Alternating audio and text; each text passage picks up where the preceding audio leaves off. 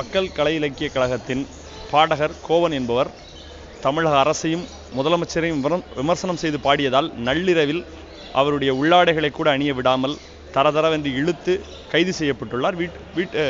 வீட்டில் உள்ளவர்களுக்கும் எந்த தகவலும் கொடுக்கவில்லை. இந்த சூழ்நிலையில் அவர் மீது தேச பாதுகாப்பு சட்டத்தின் கீழ் கைது செய்யக்கூடாது என்று ஏற்கனவே நேற்று உயர்நீதிமன்றம் தீர்ப்பளித்திருந்தது. இன்று போலீஸ் கஸ்டடியில் அவரை எடுத்து 5 நாட்கள் எடுத்து அவரோடு பாடியவர்கள் யார், அந்த வீடியோவை வினவு இணையதளத்தில் அப்லோட் செய்தவர்கள் யார் என்ற விவரங்கள் என்பவையெல்லாம் அவரிடம் விசாரிக்க வேண்டும் என்று போலீஸ் தரப்பிலே ஒரு மனு தாக்கல் செய்யப்பட்டிருந்தது. இதை பற்றி அவரிடம் விசாரித்த பொழுது அவர் ஏற்கனவே என்னோடு பாடிய பாடகர்கள், இந்த இணையதளத்தை நடத்தக்கூடியவர்கள் எல்லா விவரங்களையும் ஏற்கனவே நான் கூறியிருக்கிறேன்.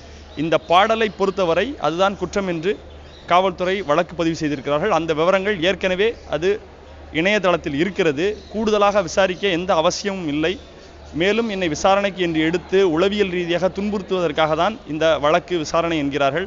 ஆகவே போலீஸ் கஸ்டடியில் என்னை அனுப்புவதற்கு எனக்கு விருப்பமில்லை என்று முன்வைத்தார். அதன் அடிப்படையில் நாங்களும் இதற்கு விரிவான ஒரு எதிர்மனுவை தாக்கல் செய்ய வேண்டும். இப்பொழுதுதான் எங்களிடம் அந்த காப்பியை அரசு தரப்பில் கொடுத்திருக்கிறார்கள் என்றும், அந்த அடிப்படையில் இந்த வழக்கை நாளை 4 மணி அளவில் விசாரிப்பதற்காக நீதிமன்றம் தள்ளி வைத்துள்ளது.